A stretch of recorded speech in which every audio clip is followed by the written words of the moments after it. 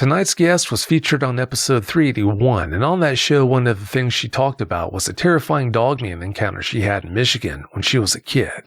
Well, she's had several experiences since then, and that's what she's come back to tell us about tonight. Of course, I'm talking about Kai. Kai, thanks so much for coming back. It's great to come back. I've been looking forward to it. Well, I've been looking forward to it too. It's great having you back. Kai, for the listeners who missed episode 381, please tell them about yourself. Well, my name is Kai. I live up here in Michigan. I raise horses. I also raise cattle. But for the last couple of years, specifically this past year, I have switched from the cattle and the horse industry to running sled dogs. So that is the new thing. If anybody who has heard before, that's what's new. Still live in the same great little house in the middle of the great big woods and still have crazy crap happening all the time. Never a dull moment here, let me tell you that. If that isn't a huge understatement. Yeah, sounds like it never ends. Are you happy that you switched over to focusing on running the sled dogs and kind of taking the focus away from the horses, or vice versa? Well, don't get me wrong. Horses are by far my most grasped passion. Like, I've always been into horses ever since I was a small child. But as most people are, at least of my type, and I say type as in you'll see later, but when you watch the movie Balto, or you see the movie 8 Below, Snow Dogs, ADHD people, holla y'all, your brain goes, well, I can do that. But yet your brain will also tell you you can do 50 million things in the same week. So ever since watching those movies, that's always been something that I've wanted to do, but I was never allowed to own enough dogs to do it. And now I've got a house full of 8, and I'm shocked they're all being quiet. Wow, you have 8 dogs in the house right now? Yes, I do. All in 550 square feet. Wow. Yeah, they are well behaved then. Well, they all got their bellies full, came in for the night, and they're all sleeping. Yeah, that would definitely do it.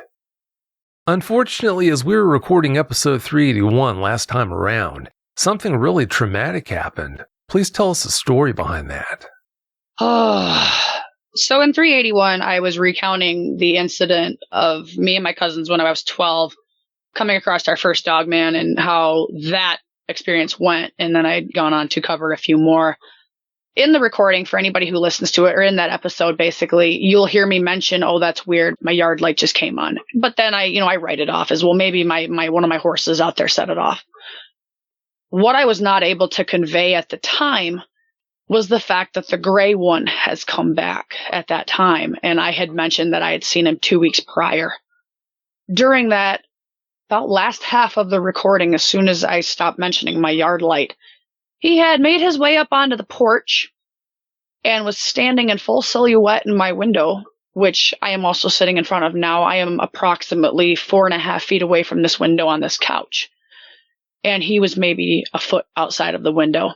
So he was there watching, waiting to scare me. My 2 German Shepherds were sitting down here as well, and I had my husband on the staircase, and everybody was watching this all go on. He never made a move to come in the house, obviously, for, the reason they don't like to come into houses, I guess. But I had to do everything I could not to freak out and run upstairs, and the episode before it even really truly began. So I had a very wonderful look at the gray one, and that I didn't want. I don't know that I'd use the word wonderful, but you definitely got too good of a look at that guy. Not good. And I can tell you right now, he looked like the gray werewolf off of the movie Van Helsing. Like, if you want to know how he looked like the gray one off of Van Helsing with, let's put more of a rugged look to him. Like, he didn't look so clean cut. He had more of that Grizzly Adams outdoors look to him. But no, it was a little too close for comfort. I'd say it was. Yeah, he was close enough for you to count hairs. Yeah, pretty much. Yeah, that's intense. You have strong opinions about what dogmen are. Please talk us through that. don't know if really, well, yeah, you could call them opinions because they're not backed by factual science or by absolute truth fact base. And I hold the same opinion with Sasquatch as well. But I kind of have come to my own theories, basically, as you may put it, as what I believe these beings are. Now, obviously, there are accounts of people shooting them and killing them or shooting them and wounding them, as the guy in episode 380, he done many times. He has done this. And like the Lady Shadow, she was on also prior to me. They had a Werewolf Be Good gun. One of my favorite episodes, by the way, where her cousin had shot this Dogman with I believe it was a 30-06, and it had ripped its flesh out to remove the bullet.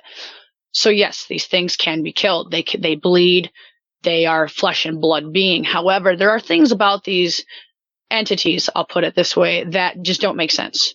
Like there was another story where a lady was sitting in her kitchen after her family had left, and one manifested in her home. And I've had them do this similar thing to me in my parents' home, where one manifested its way into the house, but yet it disappeared. In the story, the lady had also heard gravel flipping up in her driveway, and she was mad because her family was tearing off out of the driveway. After asking them what was going on, why they took off like that, they had said, well, we were chased out of the yard by a 6-foot dog, by a 6-foot wolf.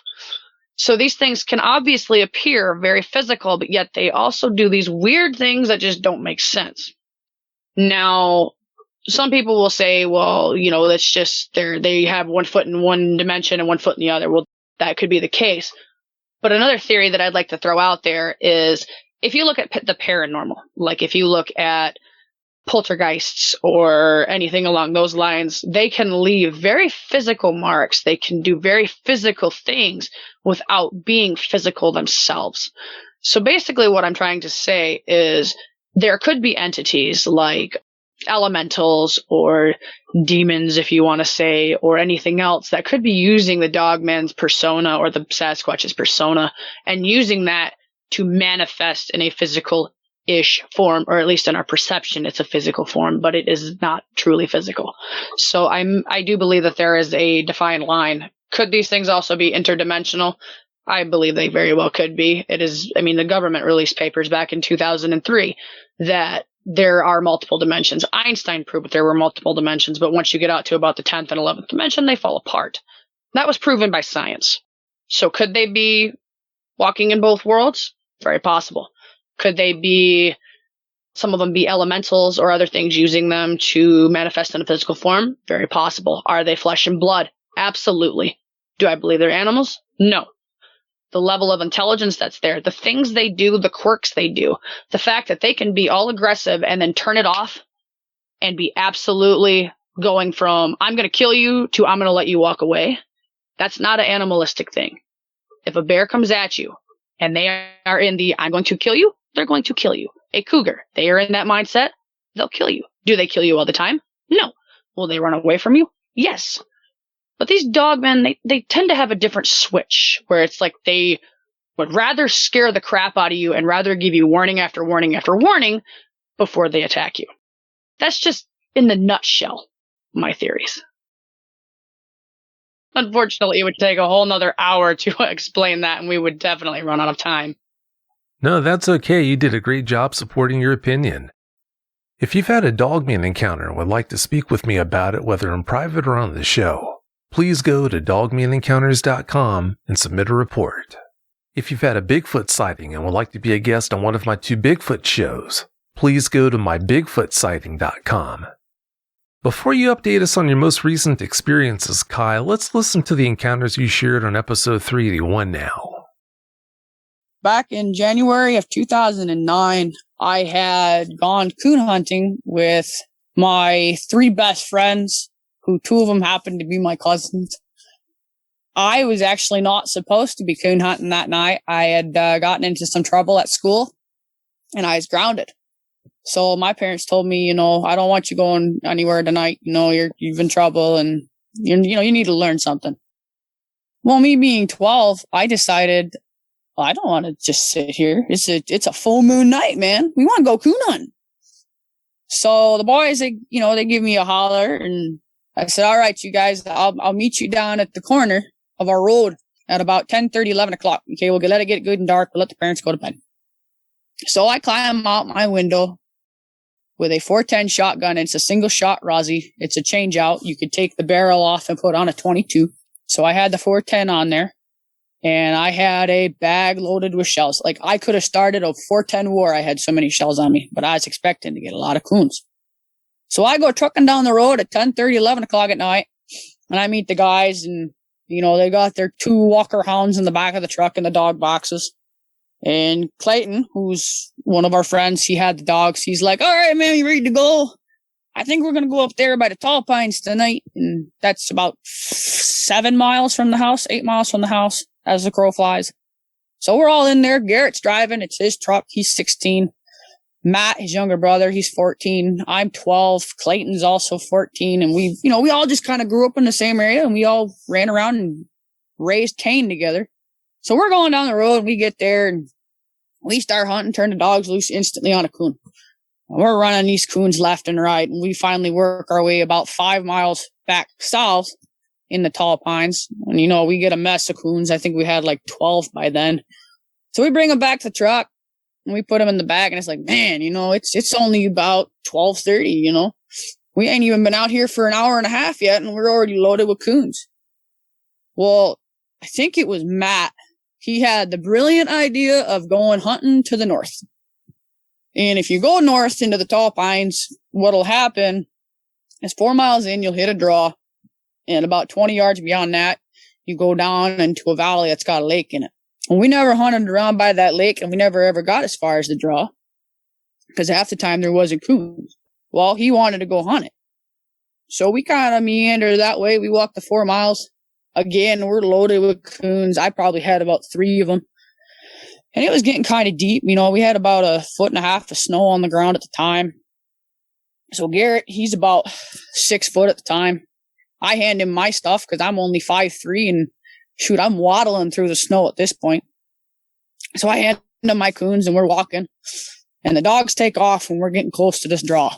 And they take off. They're on a hot streak. Well, Clayton's up in front because it's his dogs. I'm following behind Clayton, and I got Matt and Garrett kind of walking side by side behind me. And we're going, and we get about 20 yards from this draw. And we're just, we're walking up on it because the dogs, they dip down in there. As soon as they dipped down in there, everything went dead silent.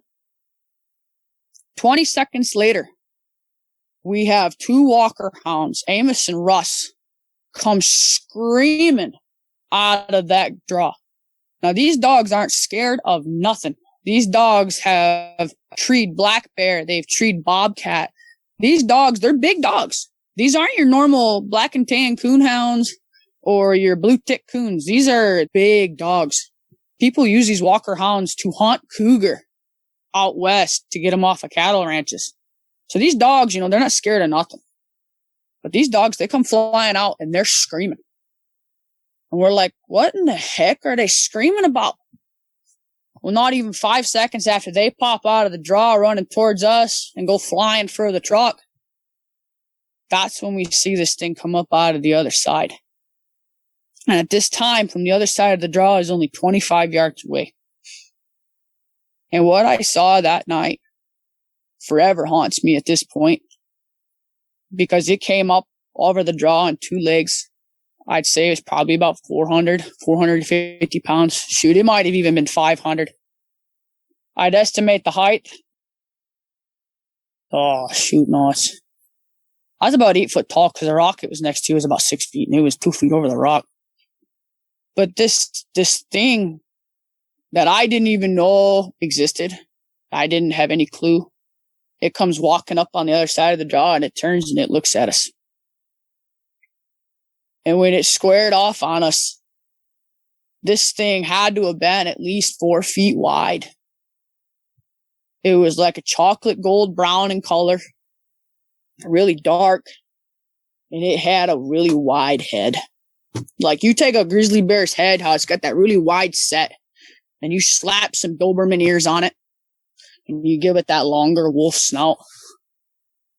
And when it opened its mouth, I forgot to tell Vic about this in the pre-interview, but this thing which saw us, man, it gave a growl. And when I say this growl rattled your insides, it rattled your insides. Well, it's looking at us and its fingers are flaring and we can see the claws. Well, when I tell you, Clayton didn't hang around much longer than that. Clayton was gone.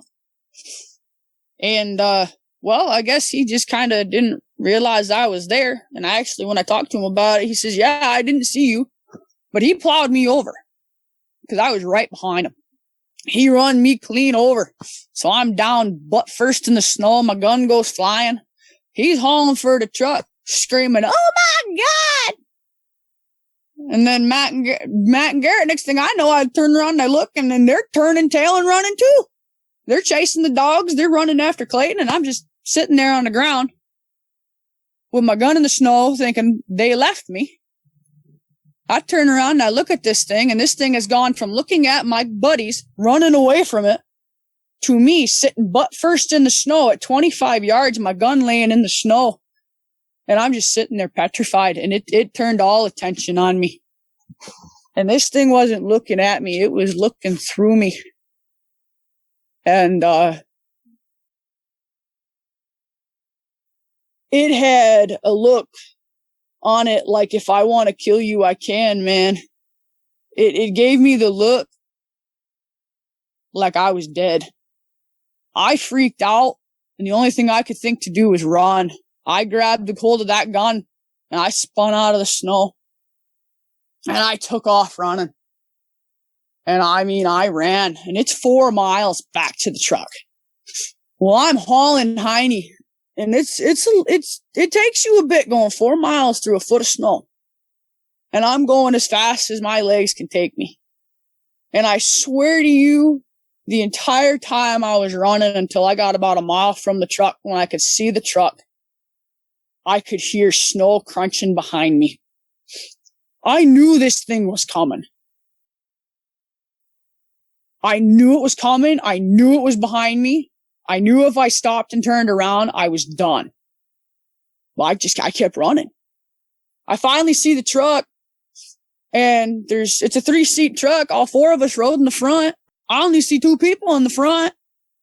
Well, they had the window rolled down, and they're screaming, get in, it's there, get in. So I dove in the window, man. Didn't even bother unloading the gun, nothing. I just, boom, jumped right through the window. And I land right in the center of the seat. I flip around, I said, get me out of here. So we get that truck going, and we turn ourselves around, and we floor it. And then it hits me. Well, where's Matt?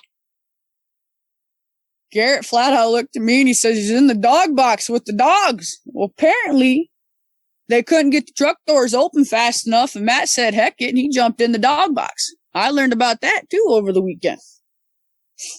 So we're driving off, and they get down to the edge of my road because Garrett's truck's loud. Like it would wake a dead man. And we pull off into there, and we're kind of sitting there talking, and nobody really wants to talk about it. Matt climbs out of the dog box and gets up in the front. And now I've got to walk 1/4 mile up my road that's dark because I'm in the middle of sticks. But I got to walk 1/4 mile up my road back to my house and crawl back in my window without the yard light going on, not to alert my parents.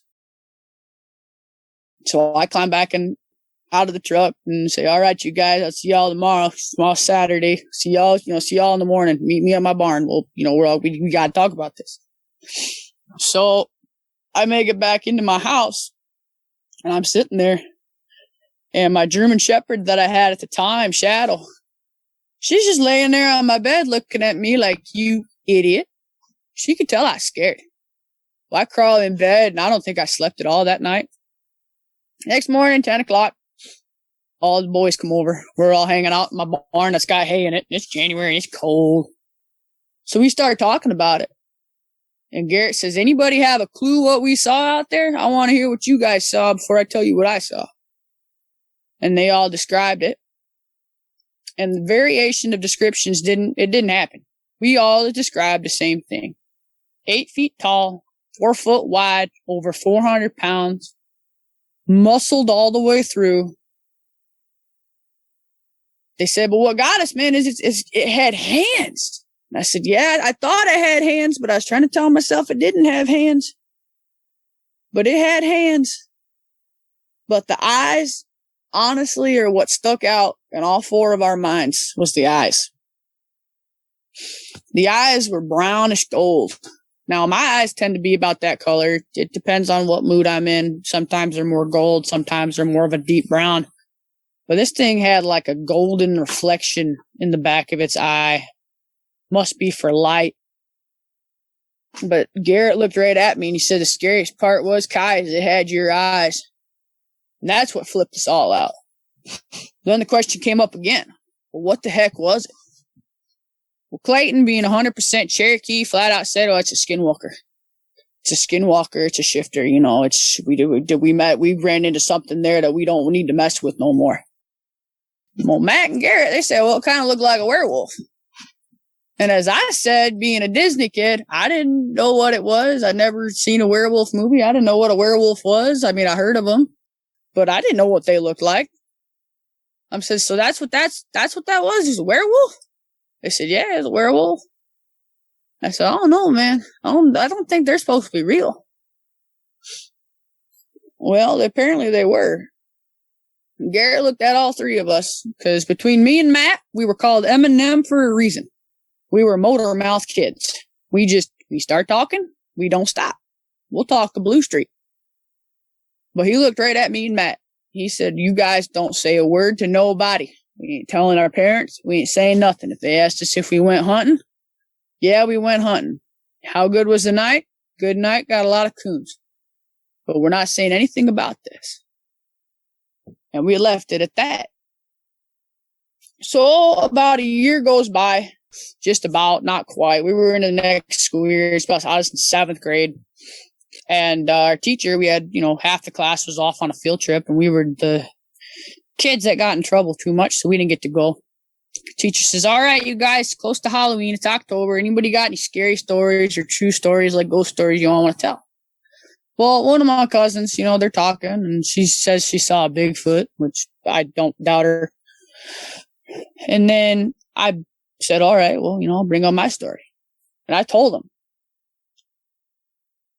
And when I say, everybody in that classroom laughed at me and said, "Oh, I was just seeing things." I said, "No, I'm not." "Well, you watch too many werewolf movies." I said, "I've never seen a werewolf movie.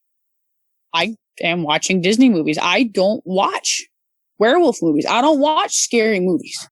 I don't like them. They freak me out." And they're all sitting there laughing at me, and the bell rings, and, they're all going out of class laughing. And, I'm about ready to bawl. My teacher looks at me and she says, "Well, you probably saw something, but it's probably not what you saw. If I were you, though, kid, I wouldn't say anything about that again to anybody. Don't go talking about that. People already call you the crazy woman and the wild woman of the woods. We don't give them another reason to make fun of you." I was a bullied kid. So after that, I didn't say a darn thing.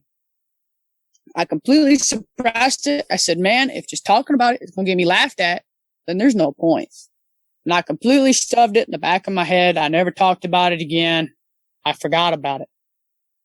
And in the meantime, Garrett and Matt, they moved back down to Arizona with some of their family, back on towards the res. Clayton and his family, they moved to Florida. Honestly, Clayton never hunted coons again. And Matt and Garrett are like me. They don't go outside at night. So years go on, about 9 years pass, never had another incident, put it in the back of my head. At this time, though, I'm kind of getting more into Bigfoot, it's a possibility, and thinking how kind of cool it would be. Well, September rolls around of 2018, and this was 2018, man, that was a good year. I was having a good year in the rodeo, me and my horse, Justice, good old boy, we were doing great. And we were out, running an 8-mile stretch for some endurance training. It's just some, fun time, so I don't sour him out on the barrels. At this time, I had Smokey, my big boy. He was just a little pup. Well, not really little, if you want to call it 89 pounds little, but to me, he was little. And we're going down, and we're about 8 miles from home as the crow flies. And we're sitting up there on the top of this hill, and we're just kind of looking over this cow pasture. just kind of enjoying it, taking a good breather. The dog's tired. I'm tired. The horse is a little tired. And we got a ways to go home. So we're sitting there, and next thing I know, Smokey's looking towards the field. And his ears are direct forward, and he went flat to the ground. Like laid completely flat to the ground, as flat as he could get. I mean, I thought he was just going to dig a hole and bury himself. That's how he looked. And then I noticed Justice's ears had flipped forward, and they were locked onto a target, and every muscle in his body tensed up. Now, what Justice is, he is a 13-hand Kiger Mustang, and he's a dark bay. Beautiful boy, smart boy. I've tracked bear on him. I've tracked cougar. I've tracked coyote. I've hunted off of him. I've gone deer hunting with him. There's nothing that scares this horse. All of my animals are this way. There's nothing that scares them. So when my horse is tensing up and my dog is laying down, I know something's up. So I'm thinking, all right, well, maybe it's just one of these big bears coming out. And I'm looking, and sure enough, I see this black nose stick out. I'm like, oh, cool, man. That's a bear, and it's only 75 yards. I can get a good look at this sucker. And it comes walking out. And it ain't looking right. That ain't no bear. The head's too big, ears are too tall, and the body's it's still coming. Holy smokes, this thing's still coming? And before I know it, I literally am looking at a wolf-like creature that's standing probably 4.5 to 5 feet at the shoulder on all fours coming across this field. And it was black, man. It was blacker than black. Like, you take the darkest night, middle of winter, no moon, and you make it 10 times darker. It was that dark. Sunlight was shining on it, and it wasn't even reflecting on it. No, a bear, you get light on a bear's fur and it'll reflect. Sometimes it'll reflect blue. Well, this had no skin reflection whatsoever. No hair reflection whatsoever. It was just black. Like it just absorbed all that light. And my horse is standing there, tense to holy godness. I'm sitting there shaking like a leaf. The dog's laying flat on the ground, and this thing just cruising through the field like no care in the world. At the time, I'm sitting here thinking, oh my God, don't let it see me. Oh my God, don't let it see me.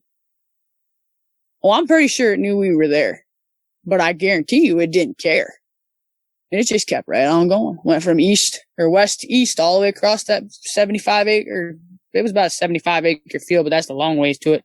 It was probably only about 3 acres wide. And it crossed that 3-acre field in about 20 seconds. And that was just at a casual walk. But it clearly had a MO to go for the end.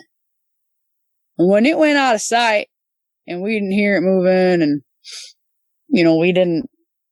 the horse wasn't reacting, the dog wasn't reacting, we spun around and we beat feet all the way back home. We made what should have been about a 3-hour run. We made it home in 30 minutes.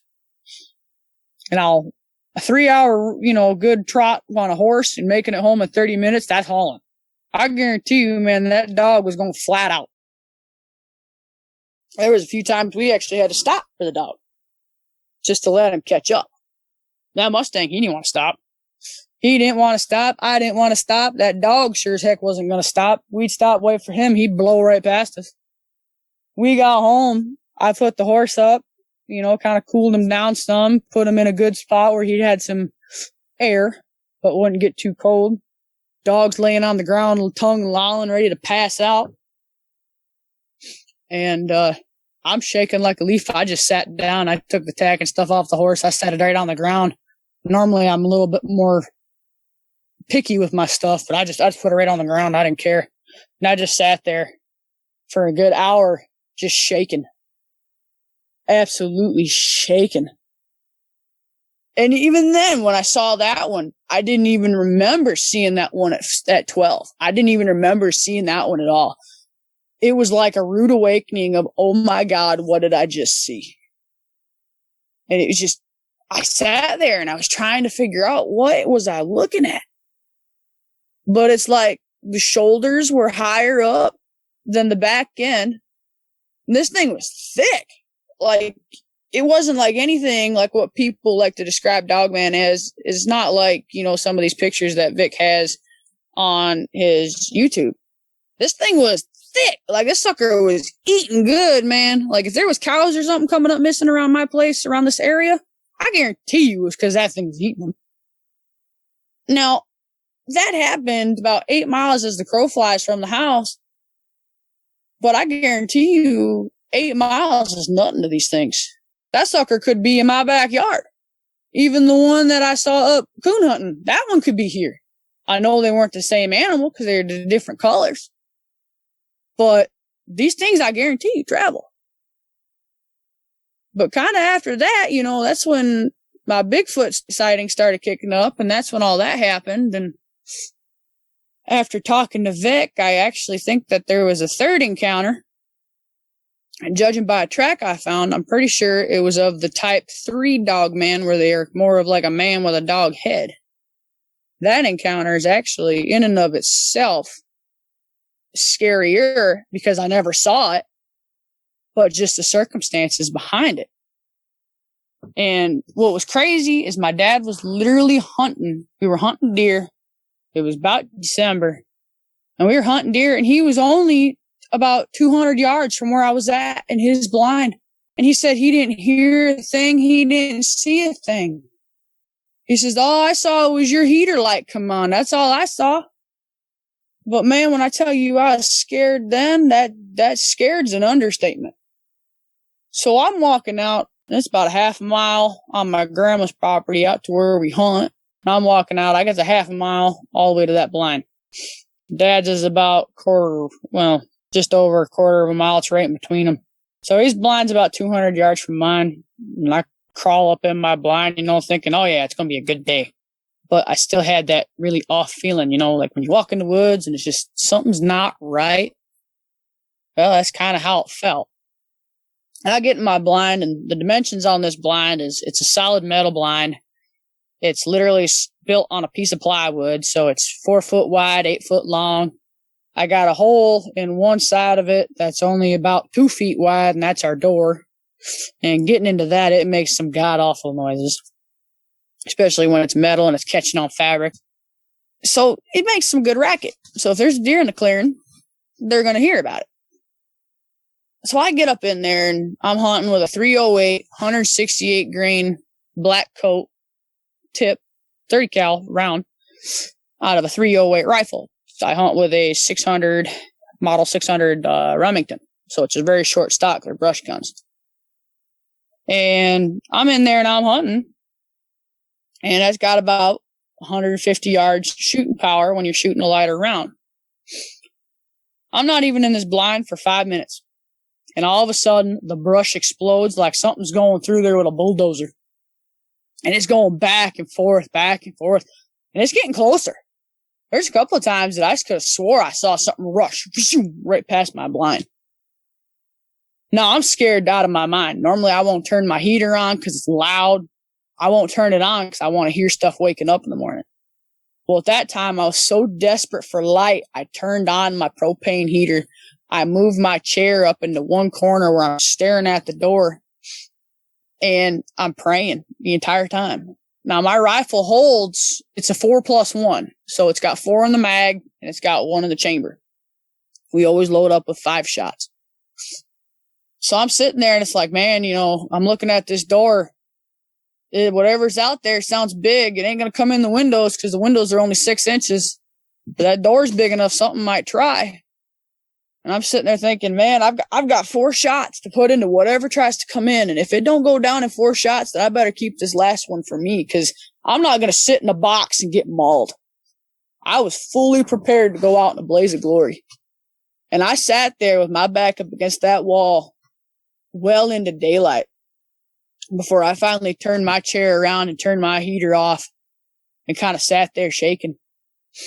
About noon rolls around that day, and I crawl out of my blind and I walk back into the thicket behind the blind because I was going to go back around my dad and go grab my phone out of the car, but I can't walk right past him because then he'll know I'm, out walking around when I shouldn't be. And what really scared me the most was at 20 feet behind my blind in the thicket, I saw this track. Really wide up in the front. You could clearly see the 5 toes, but they had like a claw on them. And then the heel came back, really narrow heel. And it didn't come off to one side or the other. It was like straight in the center of the whole track. Just big print and then zoom, straight back. And that track was about 12 inches, maybe 14 inches long. And my foot, I classify myself as a big foot because, I wear a size 10 in women's. But, I got a fairly large foot and it's fairly wide. My foot came nowhere near close to the size of this. And that's when it hit me because I'm looking right at my blind. I'm looking at this track and it's like, man, this thing was a little too close for comfort.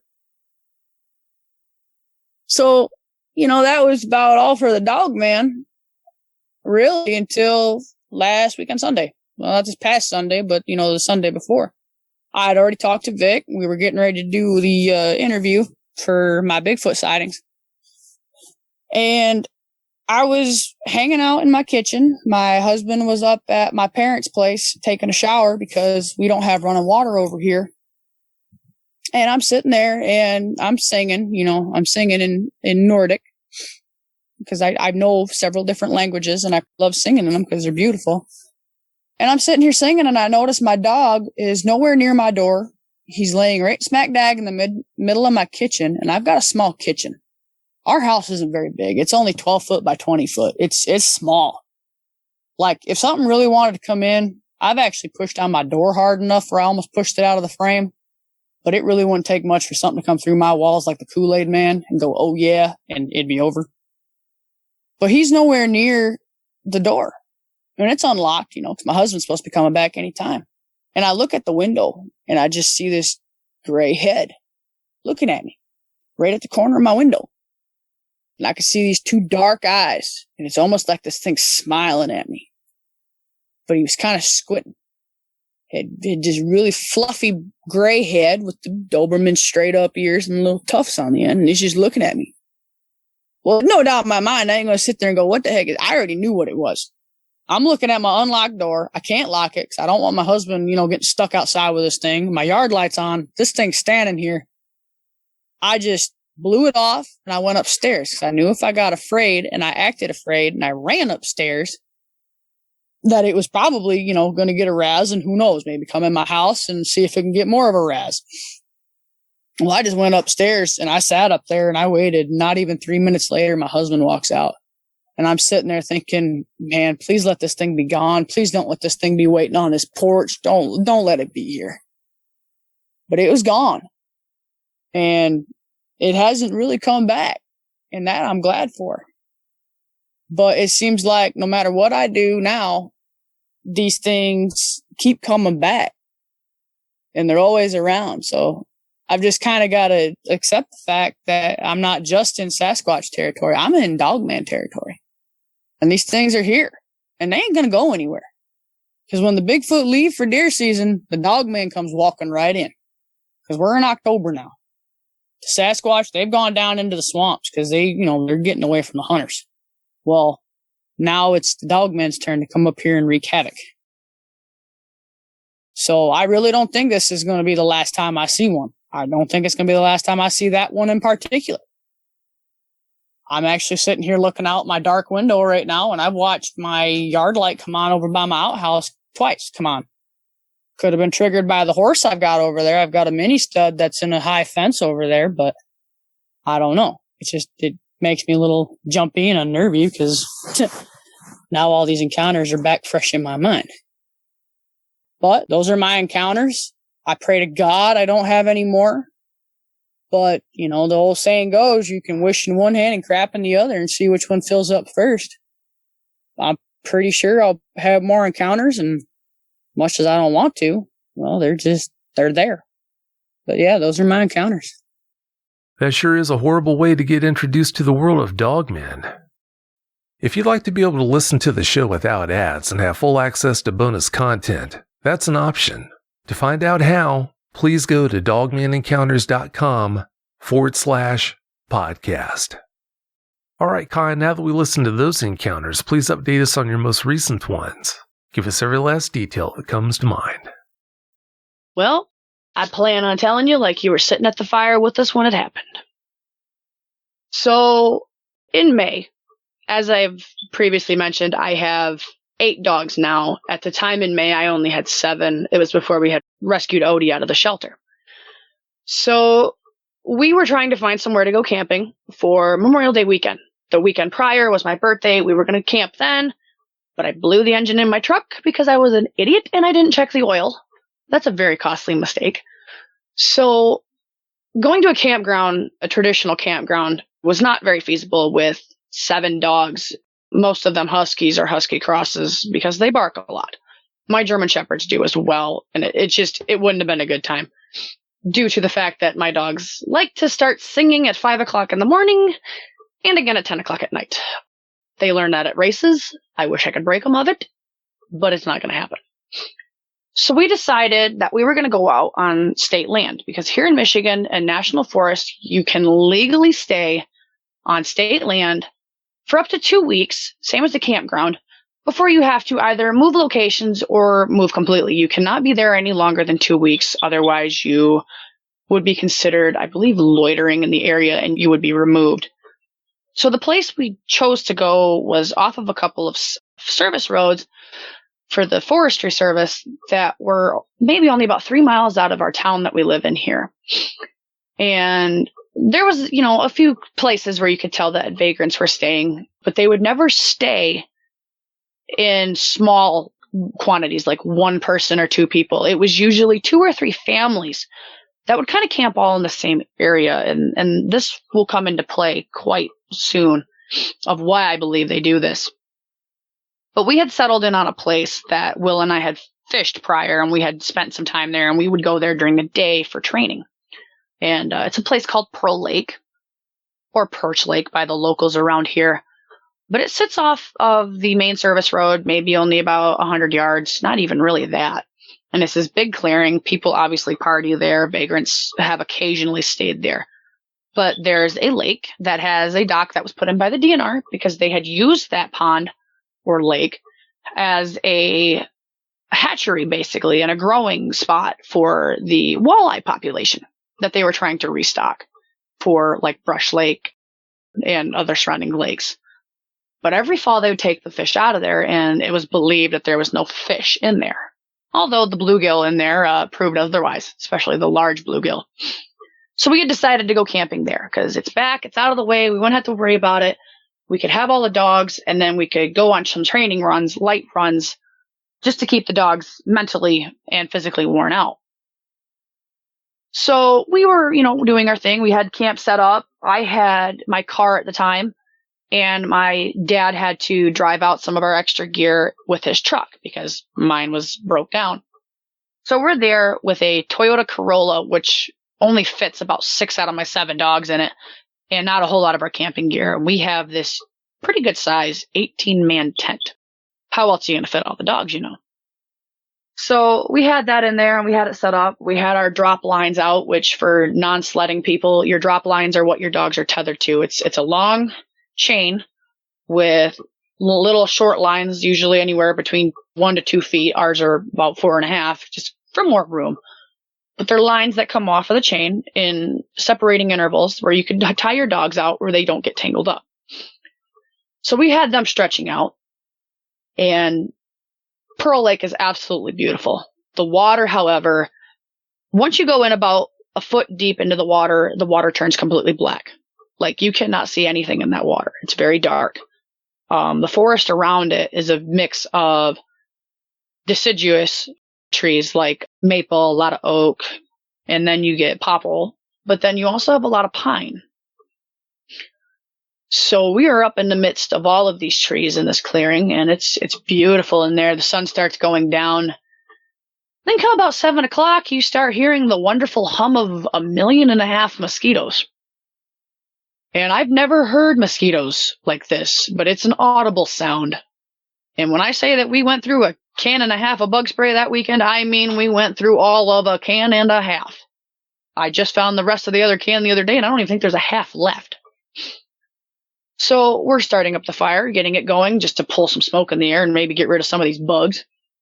So we go walking up their service roads to start getting sticks and stuff, and we don't tend to usually go alone, and if we do, we take the dogs, at least a few of them. Well, as soon as you left the main trail leading into Pearl Lake, you instantly get the feeling that you're being watched. And as the night progresses onto 8 o'clock, 8:30, you start hearing sticks snap, twigs snap. You start hearing brush moving. And it was kind of said that after about 8 o'clock, nobody goes out by themselves. So Will would accompany me with the dogs and the 20-gauge shotgun. And once it was dark, I was not to leave camp. I stayed in camp. You must stay within the firelight, and you had to have a flashlight, and you had to be within eyesight. You could not leave eyesight. So if you were out of wood by the time dark hit, you were out of wood. That was just how it went. Well, for most of that night, even at camp, we started getting the feeling that we were being watched. Like something wasn't very happy that we were there, but we were definitely being watched. Now, the feeling that you will get around this lake, especially the later in the evening it goes, is it's almost like a Creature of the Black Lagoon feeling. Like something's going to come out of the water and it's going to get you. Like that was literally running in the back of my head. Like, okay, I'm going to hear webbed feet coming up this dock at like 2 a.m. Little did I know that was actually the least of our problems. But the first night, we had kind of heard some movement out farther on beyond the firelight. Now, mind you, we were up till 2:30. I didn't go to bed until after the moon had set, which wasn't very long due to the fact it wasn't a full moon. So about 2:45, moon was gone. We threw whatever we had left in the fire, and we went into bed. And you could hear things rustling around. I get up the next morning. Mosquitoes show up again. We go on about our day. Go out on the water. Decide that's not the greatest idea. Come back, run some dogs, and just sit around and have a good time. My parents came out there and hung out with us. And my dad had made the remark that, and this comes from a man who's not scared of anything, that it was a little creepy out there, and he doesn't think he would really want to camp out there even in a trailer.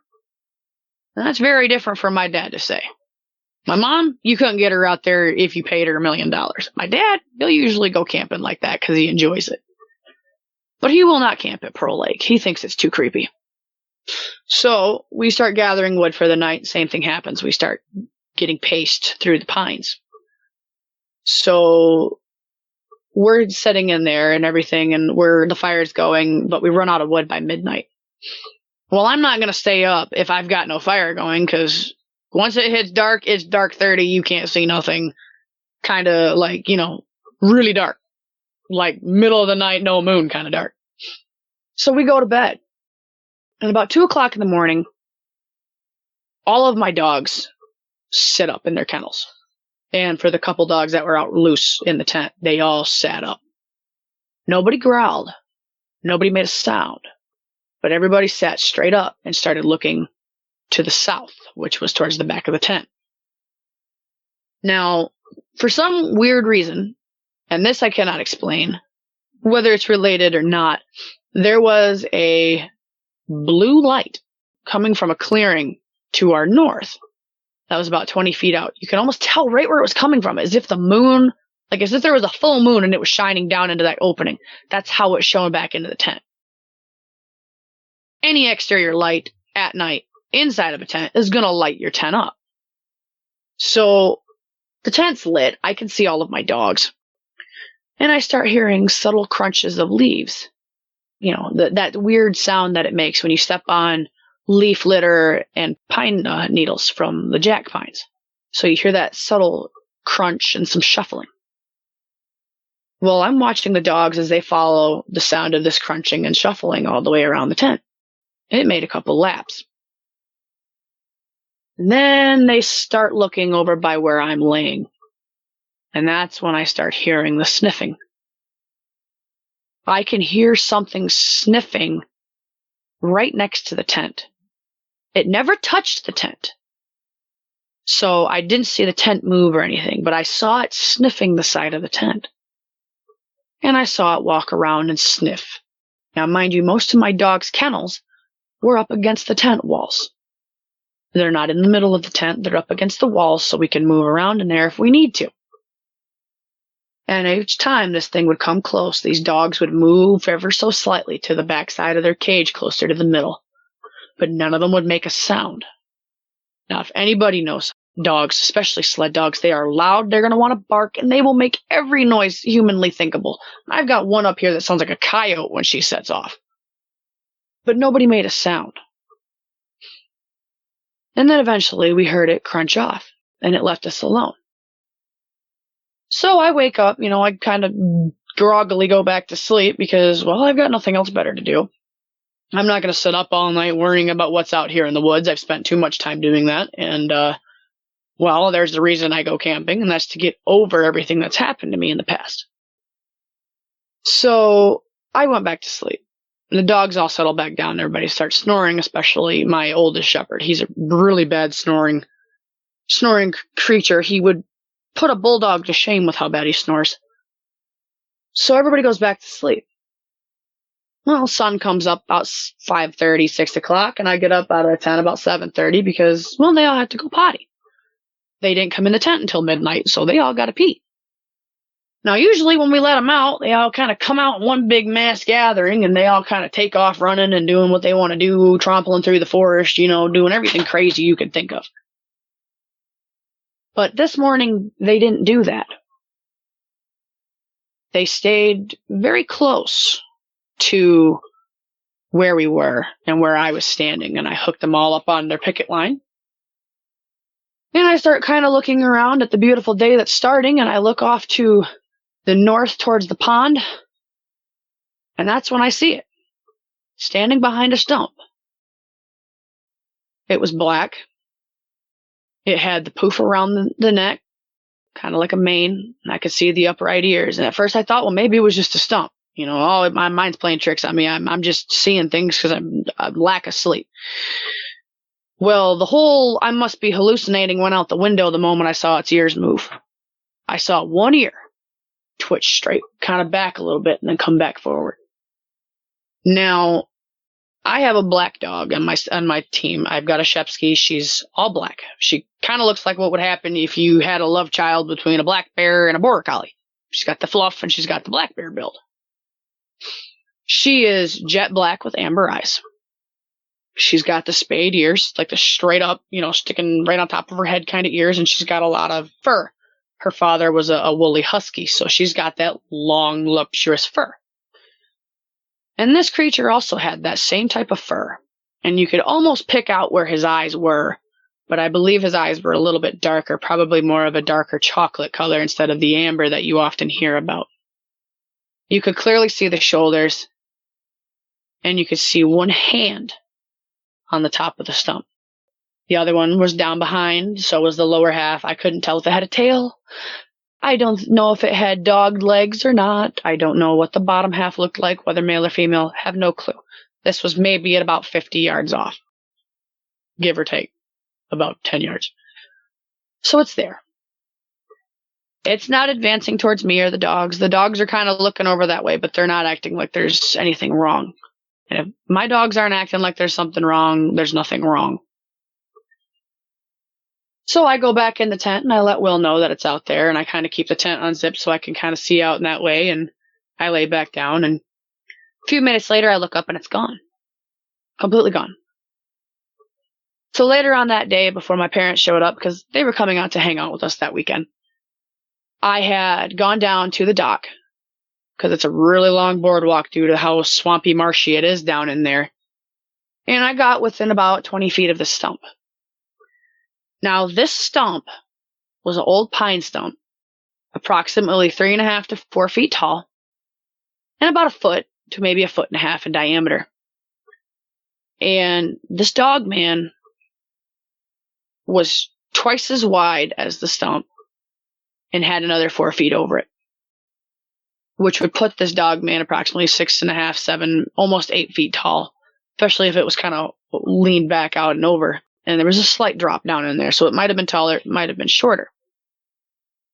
But the ground is all soggy through there. How it could make it through there without making noise is beyond me, but it did it. And with as quiet as it came up to the tent, I really don't doubt the fact on how quiet they are. Needless to say, we were on day 3. We had to go back to work after day 4. So Labor Day or Memorial Day was that Monday, and this was on Sunday. And when my parents came, I look at them. My dad walked to the back of the truck to do something, and I told my mom what happened, and I said, Mom, I would really like to come home and have a good night's sleep before I go back to work. Of course, I told her I wanted to come home because I don't think that Dogman wants us here no more. But I just told my dad that I wanted to come home for a better night's sleep. And so we packed up and we came home. And we have not been back over to Pearl Lake since. We haven't really had time. But the positioning of this lake, there's a trail that runs next to it. It's the North Country Trail. This runs from South Dakota all the way over to New York. And this trail, this is a very important trail because my second encounter, which happened to us in August of this year during another camping excursion, happened along the same trail, but about 3 miles up the trail. Now, the second encounter, we didn't see anything. It was very much like the first encounter where we didn't really see a whole lot. So we were hiking. We had a 30-mile hike planned for August. It was going to take us 2 days, 15 miles one day, 15 miles the next. Well, apparently, I forgot that when you're not used to hiking, carrying a 80-pound rucksack is not exactly the greatest idea. So we were getting very tired as the day went on. It was a beautiful day, beautiful hike. A lot of bear sign. Like you would see where blackberry bushes were just absolutely pulverized and bear scat everywhere. So we're finally closing in on the 2.5 mile mark to where our camping set was supposed to be, and this was at the Bluff Camp, right on the other side of the White River. So we get about to the 2.5 mile mark where the trail forks off, where you can either go into the town or you can go farther up trail and keep going. Well, Smokey, my large German Shepherd, decided he was going to bolt off ahead of us. And we had 3 dogs with us. We had Smokey, we had his son Shinto, which is a full-blood Shepherd, and we had Iris. She's my German Shepherd Husky cross that looks like a coyote, sounds like a coyote. But we had them 3 because they have the best recall out of all of them. So Smokey kind of starts pointing off and taking off towards this fork. I mean, he's on high alert, ears up, tail up, hackles up, whole nines, and he's approaching it. Well, I call him. Usually he'll come back, but this time he just stopped and stood there and waited for us to catch up. And I was like, well, that's a little odd, because usually if I call my dogs, even if they're focused on something, they'll come back to me. But whatever this was, he didn't want to turn his back on. So I looked at Will and I said, all right, we need to put these dogs in between us. So I had Iris right directly in front of me on a cane across belt, which is basically a big belt that hooks around your waist, and you got a line with a bungee that hooks out to your dog. So basically your hands free, for lack of better terms. So I had Iris in front, and then there was me. Smokey and Shinto were in the middle, and then Will was following up behind. Now, I'm going to say that this is a very important factor. We did not have a firearm with us. We had no shotgun. We had no pistols. We had nothing with us. I think like the closest thing we had to protection was maybe a dog poop bag that had poop in it. I think that was the closest thing we had to anything that could be considered a weapon. So we're going down this where this forked off, and on the left side of the trail, it's dense thicket. On the right side of the trail, it's creek tributaries to the White River. It's marsh, it's tributaries, it's 3-foot grass with high knolls and deep water. So the dogs are in between us, and they just keep looking off to our left. I'm looking off to our left. Will's looking to our left. We're hearing something coming through the brush, paralleling us, maybe within 15 feet. We can't see it. It's so thick. I keep telling Will, you're hearing this, right? He's like, yeah, I can hear it. I said, can you see anything? He's like, I'm not seeing anything. Dogs are looking. We're all looking. None of us can see anything, but we know something's there. So we get to the river where there's a bridge crossing. And whatever it was, it stopped following us then. So the dogs go in, they go play in the water. We cross the river. We go and we head up the little bluff about 10 feet off the trail. We set up for the night. Bugs are bad. we built a little smoke fire just to get rid of the bugs. We didn't even really want to keep a full fire. We didn't have anything to cook on the fire, so there was no point in having one. It was just clear the bugs while we were setting up. Well, we get in the tent about 7:30, 8 o'clock, laying on an air mattress, because if I'm camping or hiking out, I got to have something because I've got a bad back. So we were up on an air mattress, and the dogs were laying on our backpacks because for some reason they are too good for the floor, as in every case. And we're sitting there, we're dozing off, and about midnight, we hear this god-awful scream. And the only way I could describe it would be if you take like a fox howl, like their warning howl, mix it with a bobcat screech and a coyote's kind of like a coyote when they scream. Some of them just make weird sounds. And maybe throw in a hint of a cougar scream, but give it the lung capacity of a bull elephant. That's what we heard way off in the distance. And about a half hour after we heard that, we heard coyotes start up. Well, then we heard the scream again, and them coyotes shut right off. I know this wasn't a cougar scream, and I know what a cougar sounds like. I know what coyotes sound like. I know what everything out in those woods sounds like. I've been out there enough. But none of them matched up. So we're sitting there, and we just kept getting that really eerie feeling like something was wrong. Because at first you would hear the crickets going, the birds going, you'd hear hoot owls going, and then it would go dead silent. But then the sound would pick up again. And then it would go quiet again. And it was on one of these quiet moments that we heard something approaching the bridge on the gravel with 2 feet. You could hear it coming across the bridge. And just like our dogs, when they crossed the bridge, their toenails would click on it. We were hearing it. But it wasn't like when a dog crosses where you hear 4 sets of clicking. It was 2 sets. This came across on 2 feet. I could hear this thing breathing on the trail. I could hear it going up the trail through the leaf litter. I could hear it clear the bluff and go farther up the trail. And all of this happened between the span of midnight and 3 in the morning. And then about 3:30, we heard the scream again, but farther down the trail off to the west. So when we finally went back to sleep and we were up the next morning, our backs were hurting and our legs were sore. But we were a little unnerved about how all that went down. Now, my dad was meant to pick up some of our gear because there's another access trail.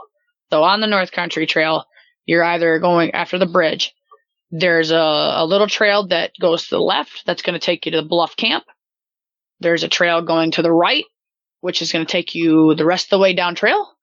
Or there's a trail that goes straight ahead and it cuts over to Echo Drive Road. Or to Echo Drive. My dad was going to meet us there by Echo Drive. So we were going to drop off our tent, our air mattress, and everything else we didn't need. So I had texted him due to how sore we were. And I said, Dad, we want to come home.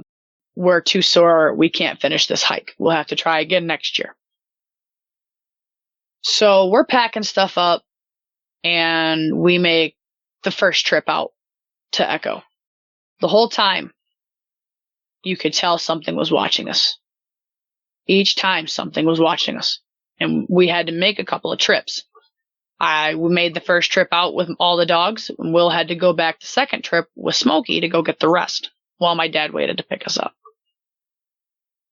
So that was the second encounter. Mind you, these happened within 3 miles of each other, as the crow flies, all within 3 miles of town. This is close to town, y'all. It's not like we were out in the middle of nowhere. It felt like we were out in the middle of nowhere, but we weren't. We were next to a rather busy road. So those were the 2 physical sightings that we had, or hearings, as we could say, because we didn't really see on a couple of the occasions exactly what it was, but we only got one good visual. Well, then fast forward to beginning of this month, November. I'd say approximately about November 5th, maybe November 10th. It was before rifle season. And I wake up at about 5 o'clock in the morning. And I hear the same scream that we heard out on the river. But it's coming from a block and a half over. And when I say within a minute, this thing had made a block and a half, which our blocks here are a square mile. It made a good mile in not even a minute. It went from a block and a half over to right across the street from where we live. Screaming the whole way. So something to run that fast and to scream that loud had to have had massive lungs. And here's the best part. My dad, who is a skeptic beyond all belief, doesn't believe Dogman exists, doesn't believe Bigfoot exists, doesn't believe in any of that mumbo jumbo, heard it and couldn't figure out what it was. We're talking about a man who has spent the better part of 50 years, almost 60 years, in the woods. And he couldn't tell me what it was. I wrote it off to him and told him it was a coyote. I don't think it was a coyote. If it was a coyote, it'd have to be about an 800-pound coyote. But I don't think they get, I know for a fact they don't get that big. But so far, those are the only 3 things that have happened. Where unlike the past, we've had multiple things happen several times in a row. But those were the 3 encounters from just this year alone, man. I'm telling you, it's the year of the Dogman. Yeah, it sure sounds like it. I'll tell you what, Kai, I've got so many questions to ask you, and we're about an hour in now. Would you mind coming back and doing a part 2 so I could ask all those questions? I could certainly do a part 2. Great. Well, let's do that then. It sounds like we're all set, so thanks again for your time and have a great night.